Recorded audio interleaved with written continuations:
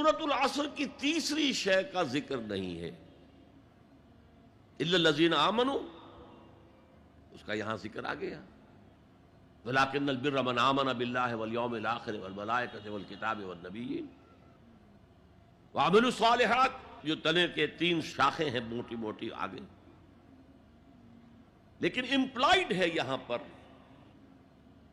جیسے میں نے عرض کیا تھا کہ اگر ترجمے میں اضافہ کیا گیا صبر حق و باطل کی جنگ کے وقت، یہاں جس صبر کا ذکر ہو رہا ہے وہ صبر علی الطاعہ نہیں ہے جو میں نے کل بیان کیا تھا، صبر عن المعصیہ نہیں ہے جو میں نے کل بیان کیا تھا، وہ صبر ہے اللہ کی راہ میں صبر، اللہ کی راہ کی جد و جہد کرتے ہوئے اگر فقر و فاقہ کی کیفیت ہو جائے، جیسے پورا بنی ہاشم کا قبیلہ جو ہے وہ 3 سال تک نظر بند رہا ہے شعب بنی ہاشم کے اندر، اور گھاٹی کے دونوں طرف پہرا تھا کہ کوئی خوراک اندر نہ جانے پائے۔ ایسا وقت بھی آیا ہے کہ بنو ہاشم کے چھوٹے چھوٹے پھول ایسے بچے بلک رہے ہیں بھوک سے، اور اس کے سوا کچھ نہیں کہ سوکھے چمڑے ابال کر اس کا پانی ان کے حلق میں ٹپکا دیا جائے۔ یہ اللہ کی راہ میں صبر ہے۔ غزوہ احزاب میں جو ہوا ہے، پیٹوں پر پتھر باندھے گئے اور حضور نے اپنے شکم مبارک پر 2 پتھر باندھے ہوئے۔ غزوہ تبوک میں جو ہوا ہے کہ 3 مجاہدوں کا 1 دن کا راشن 1 کھجور، پہلے ایک نے اپنے منہ میں رکھ کر کچھ دیر چوسی، پھر دوسرے کو دے دی، اس نے چوسی، پھر تیسرے کو دی۔ تو اس لیے والصابرین، اور یہ میں عرض کر چکا ہوں، یہ مفعول کی حیثیت سے کیوں آیا؟ خاص طور پر ایمفیسائز کرنے کے لیے، صابرون نہیں آیا، والصابرین اخص بذکر الصابرین۔ اور اصل میں نیکی جو ہے اس کا معیار تو وہ ہے حق کے لیے بھوک سہو، تکلیفیں سہو، اور حق کے لیے میدان جنگ میں آ کر صابر رہو، ثابت قدم رہو۔ اس کا کیا مطلب ہے؟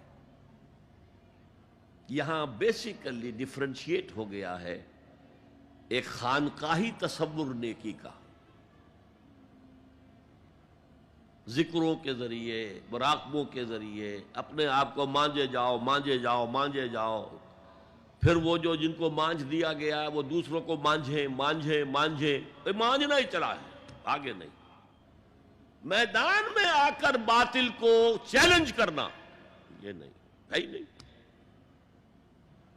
اور شیطان خوش ہوتا ہنستا ہے کہ چائے لگا مست رکھو ذکر و فکر صبح گاہی میں اسے، اور پختہ تر کر دو مزاج خانقاہی میں اسے، تاکہ اصل جو ہے میدان وہ میرے لیے کھلا چھوڑ کر لگے رہے۔ نہیں، اصل کرائیٹیرین آپ کی صداقت کا، آپ کی نیکی کا تواصوا بالحق وتواصوا بالصبر۔ یہ صبر کسی اور کام کے لیے نہیں ہے، یہ کوئی وطن پرستی کی جنگ کا ذکر نہیں ہے، یہ کوئی قوم پرستانہ جنگ کا ذکر نہیں ہے، یہ کوئی اپنی جیسے بادشاہ کرتے تھے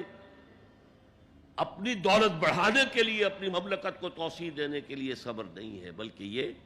راہ حق میں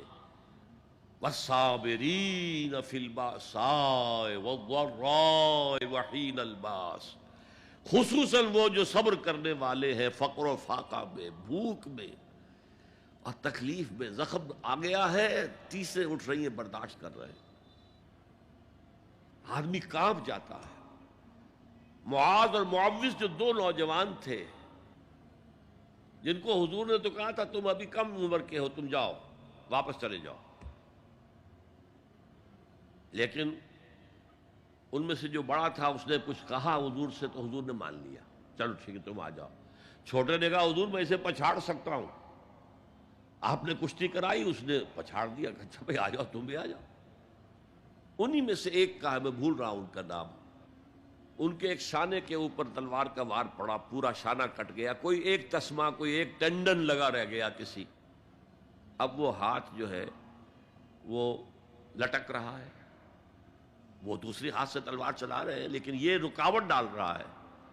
انہوں نے اپنے ہاتھ کو اپنے پاؤں کے نیچے رکھا، زور سے جھٹکا دیا اور اس بازو کا علیحدہ کر کے پھینک دیا. اور میں سچ کہتا ہوں انہیں کوئی درد محسوس نہیں ہوا ہوگا. وہ جذبہ جو ہوتا ہے وہ انسان سے سب کچھ کرا دیتا ہے، جس کا ہم تصور نہیں کر سکتے. والصابرین فی الباساء والضراء وحین الباس، اور جنگ کے وقت، حق و باطل کی جنگ. وہ جنگ جو ہے زرپرستی کی نہ ہو، ملک گیری کا نہ ہو، وہ حق کے کلمے کو بلند کرنے کے لیے ہو، انسانوں کو ملوکیت کے شکنجے سے نجات دلانے کے لیے ہو،